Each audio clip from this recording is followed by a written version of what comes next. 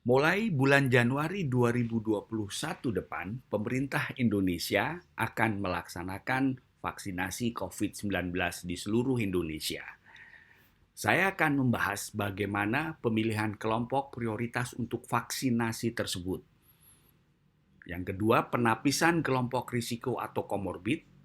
Dan ketiga, perbedaan vaksin Sinovac dengan Pfizer dan Moderna.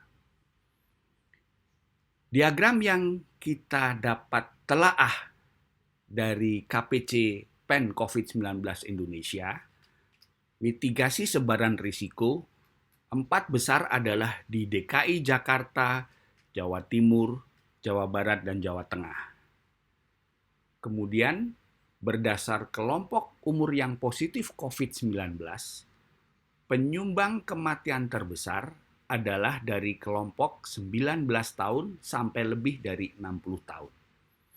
Jumlah total dari 4 kelompok ini di atas 18 tahun adalah 97,4%. Hanya tersisa 2,6% saja dalam rentang kelompok umur 0 sampai 18 tahun.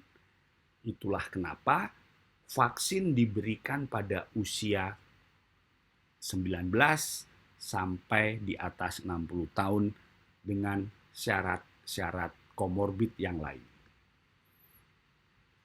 Penapisan risiko komorbid yang paling tinggi adalah hipertensi, 50%. Diabetes mellitus 34,5%, disusul penyakit jantung 17,9%, dan beragam dari 8,8 sampai 3,5% untuk ibu hamil, penyakit paru obstruktif kronik, penyakit ginjal, serta gangguan nafas lain. Jadi, pada 7 kelompok komorbid inilah yang nanti akan diterapkan kepada calon penerima vaksin kelayakannya. Di akhir diskusi nanti saya akan sampaikan juga rekomendasi Persatuan Ahli Penyakit Dalam Indonesia terkait kelayakan kelompok-kelompok komorbid ini. Perbedaan dari vaksin Moderna, Pfizer-BioNTech, serta Sinovac adalah pada vaksin Moderna dan BioNTech Pfizer disusun atau diproduksi dari messenger mRNA. mRNA inilah yang akan menyusun spike protein, bagian utama dari virus COVID-19 yang menimbulkan defek akibat COVID-19. Sederhananya, tubuh kita akan belajar untuk mengenali protein yang tidak semestinya berada di tubuh kita. Dan dengan antibodi yang tersusun berdasarkan messenger RNA vaksin ini, tubuh akan melawan infeksi COVID-19 pasca vaksin. Sementara pada Sinovac adalah vaksin yang diproduksi dari virus inactivate atau virus mati.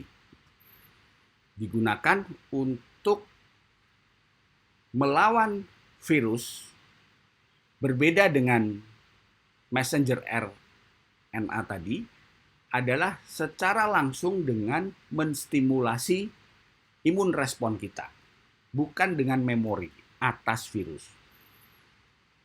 Virus inactivated vaksin serupa Sinovac ini adalah juga pada flu, pada hepatitis A, MMR, serta cacar. Yang paling signifikan perbedaan antara Moderna dan BioNTech terhadap Sinovac adalah penyimpanan vaksin Sinovac ini cukup dengan suhu 2 derajat Celcius sampai 8 derajat Celcius dan stabil sampai penyimpanan 3 tahun. Jadi keunggulan utama Sinovac, penyimpanan dalam gudang, transport ke tempat-tempat terpencil, cukup dengan sistem penyimpanan yang sederhana. Sementara BioNTech Pfizer harus disimpan dalam suhu minus 70 derajat. Bisa dibayangkan, untuk pengiriman ke tempat-tempat yang jauh serta terpencil. Bila penyimpanannya gagal bertahan pada -70, maka vaksin tersebut akan rusak. Untuk Moderna lebih moderat karena bisa disimpan selama 30 hari dalam pendingin bersuhu -20 derajat Celcius. Bisa diperpanjang untuk penyimpanan sampai 6 bulan. Jadi dalam konteks inilah kenapa pemerintah Indonesia kemudian memilih Sinovac sebagai salah satu alasan untuk menetapkan pemilihannya. Dosisnya sama, keduanya 2 dosis. Moderna diberikan 2 dosis dalam rentang 28 hari. Pfizer-BioNTech diberikan 2 dosis dalam rentang 21 hari. Sementara Sinovac diberikan 2 dosis dalam rentang 14 hari. Berikut saya akan sampaikan rekomendasi Perhimpunan Dokter Spesialis Penyakit Dalam Indonesia tentang pemberian vaksinasi COVID-19 Sinovac. Karena dalam konteks ini yang disiapkan oleh pemerintah kita adalah Sinovac pada pasien dengan penyakit penyerta atau komorbid. Rekomendasi ini disusun berdasar data publikasi fase 1 dan 3 mengenai uji klinik Sinovac. Kemudian data uji fase 3 di Bandung, di Unpad, serta data vaksin inactivated lainnya yang sudah lengkap. Sedangkan data vaksin inactivated COVID-19 Sinovac ini belum lengkap. Jadi rekomendasi disusun oleh PAPDI secara spesifik untuk Sinovac. Dapat berubah sesuai dengan perkembangan laporan uji klinik Sinovac tersebut. Pada individu yang akan divaksin, jika terdapat lebih dari 1 komorbid atau penyakit penyerta, sesuai dalam lampiran yang saya akan jelaskan tadi, belum layak divaksin. Kriteria inklusi atau siapa yang dapat memperoleh vaksin ini menurut PAPDI adalah dewasa sehat, usia 18 sampai 59 tahun. Peserta akan menerima penjelasan dan menandatangani surat persetujuan setelah penjelasan untuk divaksin. Ketiga, peserta menyetujui mengikuti aturan dan jadwal imunisasi. Kriteria inklusinya ada 10, yaitu yang pertama, pernah terkonfirmasi dan terdiagnosis COVID-19. Pasien seperti ini tidak boleh menerima vaksin. 2, mengalami penyakit ringan, sedang atau berat, terutama penyakit infeksi dengan atau tanpa demam. Ketiga yang juga tidak boleh memperoleh vaksin adalah peserta yang hamil, menyusui atau berencana hamil selama periode imunisasi, selama 14 hari tersebut, dan selama masa lindung vaksin ini. 4, yang memiliki riwayat alergi berat terhadap vaksin. 5, yang mempunyai riwayat penyakit pembekuan darah yang tidak terkontrol. 6, calon penerima vaksin yang memiliki kelainan atau penyakit kronis seperti gangguan jantung berat, tekanan darah tinggi yang tidak terkontrol, diabetes, penyakit ginjal, penyakit hati, dan tumor. Yang menurut petugas medis bisa mengganggu imunisasi. Nah, ini sesuai keadaan kelayakan kondisi khusus dalam lampiran kedua PAPDI. Yang ketujuh, subjek yang memiliki riwayat penyakit gangguan imun seperti respon imun rendah. Kedelapan, memiliki riwayat penyakit epilepsi atau AYAN.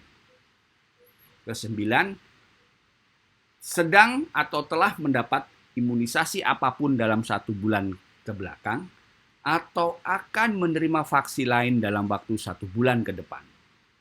Dan yang terakhir, subjek yang berencana pindah dari wilayah domisili sebelum jadwal imunisasi selesai.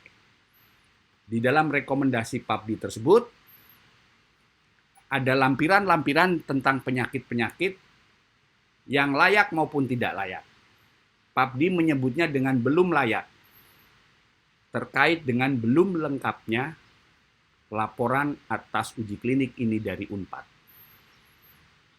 Yang belum layak adalah penyakit autoimun sistemik seperti SLE, Sjogren disease, vaskulitis, dan penyakit autoimun lainnya.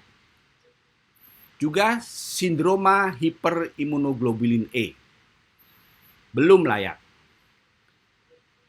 Pada pasien dengan infeksi akut tidak layak, jadi tidak boleh menerima vaksin ini. Untuk penyakit ginjal kronis yang non-dialisis atau cuci darah, yang dialisis, transplantasi ginjal, dan sindrom nefrotik itu belum layak. Untuk hipertensi juga belum layak menunjuk hasil uji klinik di Bandung. Gagal jantung, penyakit jantung koroner, rematik autoimun, serta penyakit-penyakit gastrointestinal atau penyakit-penyakit pencernaan juga belum layak mendapat vaksin ini.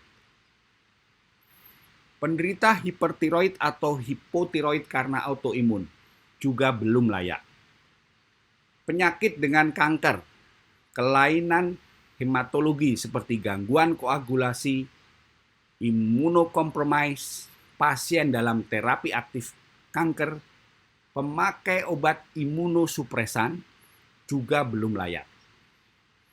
Pasien hematologi onkologi yang mendapat terapi aktif jangka panjang juga belum layak. Secara sederhananya, menurut Dr. Ning SPPD, penyakit komorbid yang belum boleh divaksinasi COVID-19 Sinovac adalah penyakit autoimun. Penyakit ginjal kronis termasuk sindroma nefrotik, hipertensi sambil menunggu uji klinik di Bandung, gagal jantung dan penyakit jantung koroner, penyakit saluran cerna, dan penyakit kanker atau kelainan darah. Demikian, semoga penjelasan singkat ini bermanfaat kepada kita semua dalam menyambut vaksinasi COVID-19 di Indonesia mulai Januari 2021 nanti.